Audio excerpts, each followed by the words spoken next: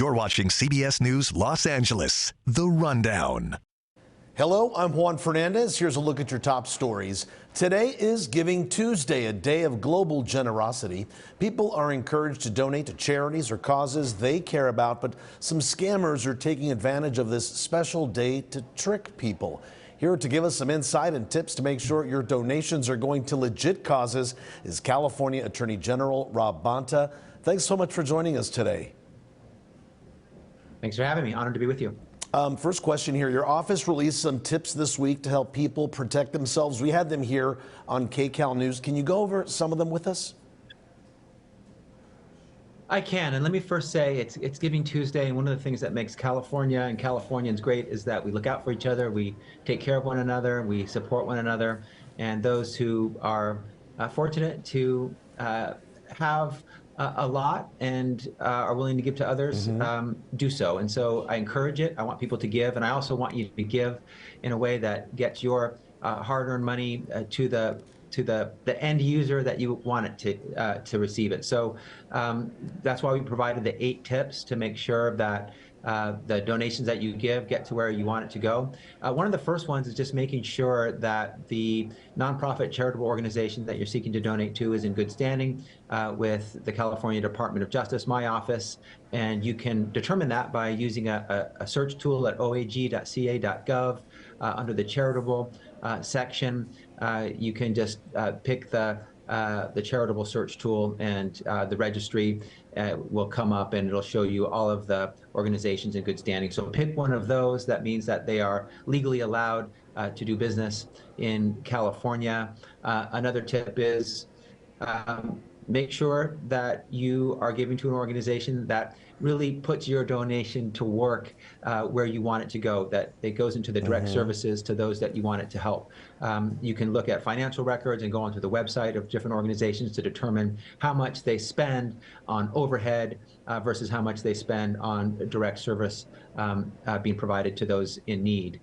There are also a couple of ways that organizations can be deceptive. One is in their names.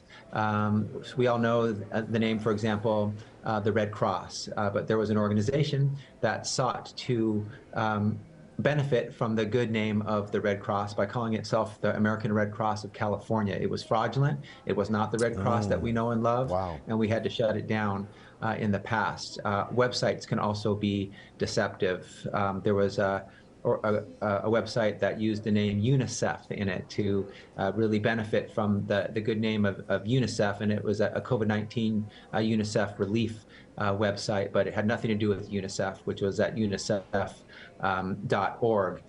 Sometimes there's high pressure tactics, one from telemarketers who call, and so this is a 5th tip. Make sure that you are comfortable and that you give if you're ready, when you're ready. You can always hang up on a high-pressure telemarketer. You can do your own research. You can call the organization directly. Never feel pressured into having to give. There are also additional tips that you can follow to help make sure that the funding gets to where it needs to go, but you always go back to the registry and looking at our website to make sure. And 2 other quick tips: beware of social media, online, GoFundMe type of funding. Sometimes that money might just go to the person that's raising the money. It might not go to a charitable organization at the end. Also, people with QR codes and portable card readers. Those look fancy, but they might not be collecting money to go to a charitable organization. So those are all some of the tips. And finally, I'll just say protect your identity, use common sense, never give your social security number out to a nonprofit organization, and only give your credit card information to a known charitable organization that you know is legitimate, is legal, and will do the work that you intend it to do for the people in need who deserve it. Yeah, you know, I know it's happening because my mom, for example, she received a text saying that we tried to get a package to you, but you weren't home, and it had even the picture of a USPS truck. Luckily, she called me because I was about to send something, and I said, no, that's not me. Ignore that, because I've even been getting those myself. So my question here is, what should people do if they think they've become a victim of charity fraud or scams? You can call our office, and that's how we enforce the rules governing charitable organizations to make sure that there's compliance and that we hold accountable those who break the law. So oag.ca.gov, you can file a complaint with our office, and we will follow up to make sure that it is a legitimate organization, and if it's not, we will hold them accountable for violating the law. So please report to us anything that you think is suspicious, is not in compliance with the law. And to your point, the scams, the frauds, they are more and more sophisticated. They can be very persuasive, and artificial intelligence is being used so that there's even voice scams from folks that sound like someone who's in need. That's a little bit different than some of the Giving Tuesday type scams, but the point is that there is a high level of sophistication, and I have the same conversation with my mother just to make sure that she's not being taken advantage of, and we've had some close calls at times, and I'm glad I could be there to help her out. Do you tell her not to answer the phone if she doesn't recognize the number? That's what I tell her all the time. I do. Yeah. I do. And one of the things that I love about her is that she believes in other people, and she trusts other people, and she loves other human beings because of their common shared humanity, and that's a good thing. I don't want her to lose that, but I don't want her to be naive either, and I don't want her to be the victim of a scam or a crime. So we try to strike the right balance, and that's just always being vigilant. And if you're not sure, listen to your instincts, listen to your gut. It's usually right. And if you're concerned, report it to us. Well, we're good sons. We're on top of it. Another question here: has your office seen an uptick in these type of scams? Is something seasonal, something we're seeing year round now? We give these tips to arm Californians in a way that can keep them safe and allow them to do what they want to do: to give, to contribute, to be part of Giving Tuesday, to donate their money to those in need, and so that they can do it in a safe way. And we feel compelled to do it every year this time of year because that there's a rhythm to scams and frauds. They follow certain times when people are in the giving mood. The holidays is one of those times. After natural disasters, for example, is another time. So we see upticks in scams when there's an uptick in the good human desire to give to others who are in need. So it's a time to protect yourself while you give, and we hope these 8 tips can be helpful. Something we had on the news yesterday, you were at the downtown women's shelter right here in LA, and question is, why was it important for you to give your tips there and then later volunteer? It was all in the holiday spirit of giving, and to highlight an incredible organization, the Downtown Women's Center, who has been lifting up women, homeless Californians, transforming their lives, giving them wraparound services, loving them, leading with compassion and empathy and support and services and programs that change lives for the better. And it's that spirit, that track record of success, of giving to others, of helping our community be better, that I wanted to highlight. And I wanted to say thank you. And I wanted to say that the Downtown Women's Center and other organizations, many hundreds, thousands in California, are doing this work every day, head down, sleeves rolled up, not doing it for recognition, doing it because it's the right thing to do to help others, and they are worthy of other Californians' support during this holiday time where there's a giving spirit. And so I wanted to encourage people to give. It makes us better, it makes us stronger as a state. And then I also wanted to show that besides giving money, you can give in other ways. You can give with your heart, you can give with your hands, you can give with your time. So we wanted to give back by me and my team preparing meals for those in need who are food insecure and needed a healthy meal. We packed those for individuals in LA, and we're proud and happy to do it. Yep, and we just showed pictures of that. So thank you so much for your time, Attorney General Rob Bonta. Thanks for joining us, and happy holidays to you. Thank you.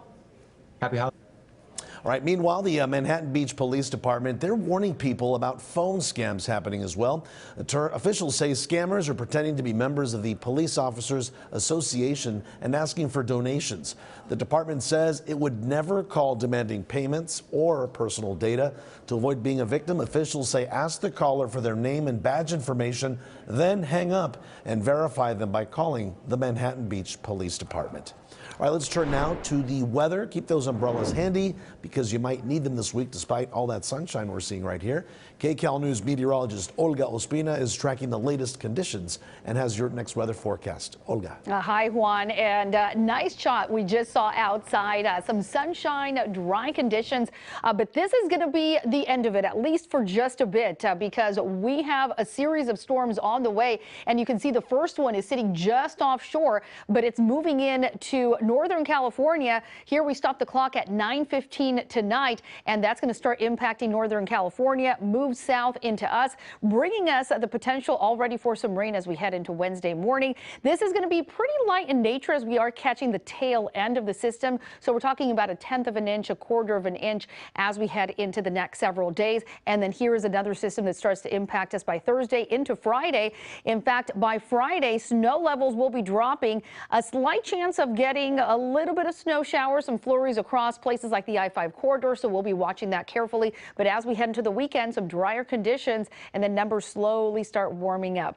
But here's a look at the rain chances. Again, it's going to be Wednesday, Thursday, and Friday. And then by the weekend, lessening chances for that rain. Temperatures tomorrow, they're going to be dropping pretty significant. We are experiencing 70s today, 60s for your Wednesday.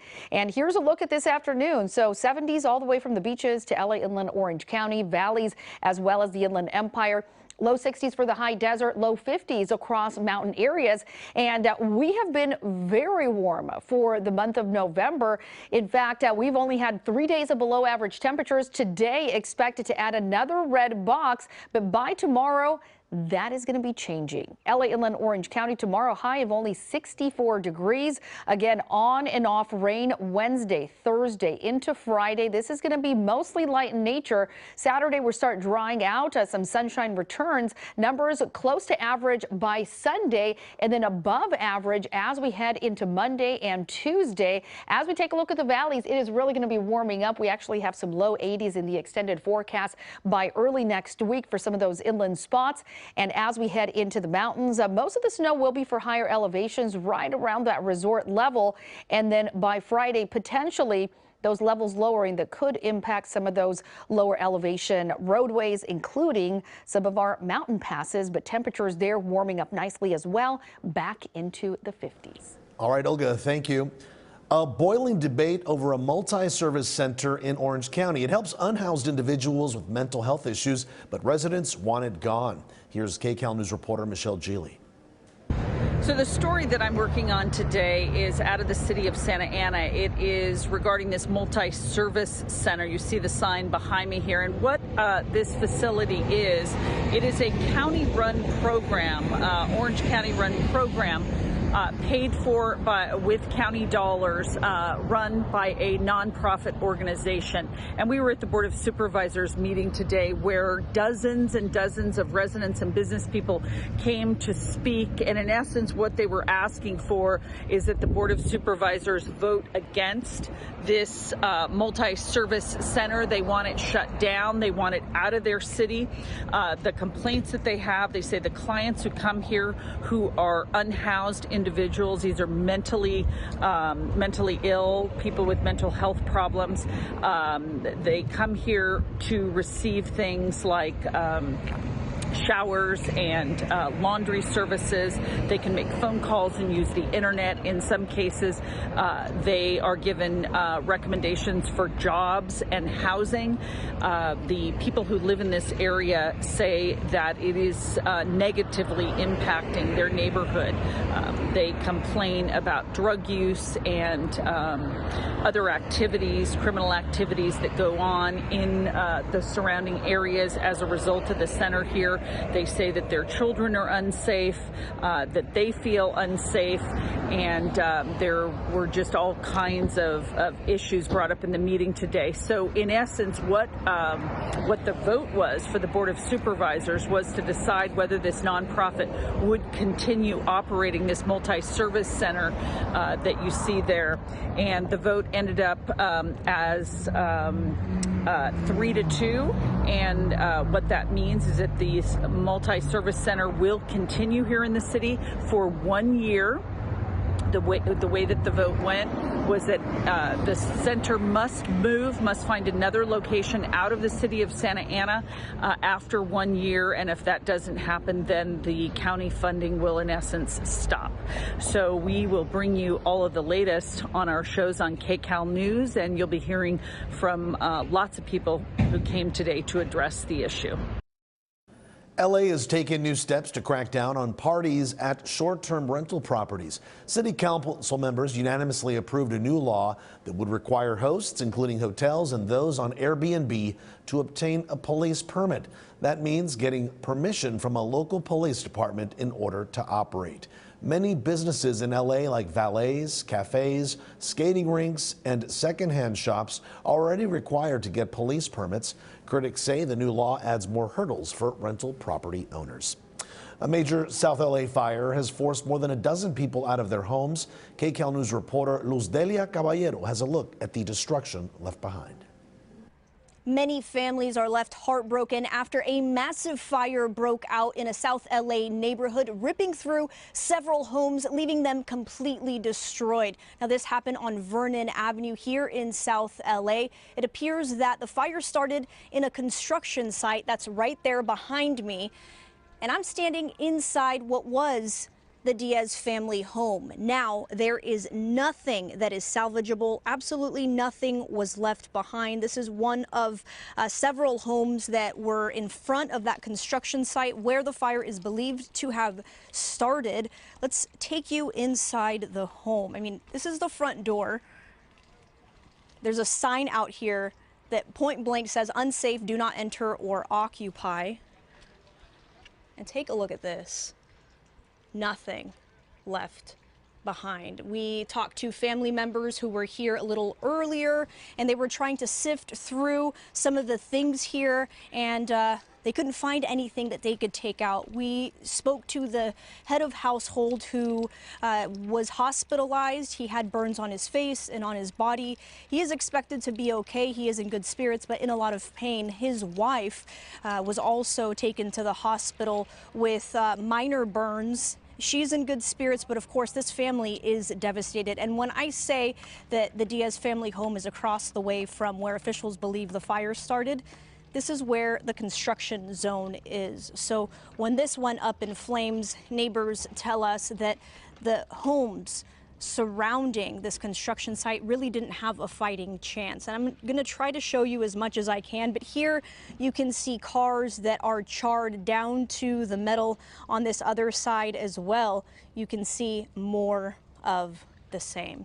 Coming up all new at 4 on KCAL, we will share more of these testimonials of folks who have just lost everything. And in the case of the Diaz family, they didn't even have home insurance. So they are really going to depend on the community to rally and help them, you know, replace at least monetary things that were lost in this fire. This has been CBS News Los Angeles, The Rundown. Thanks for joining us. I'm Juan Fernandez. We'll be back live at 4 right here on CBS News Los Angeles.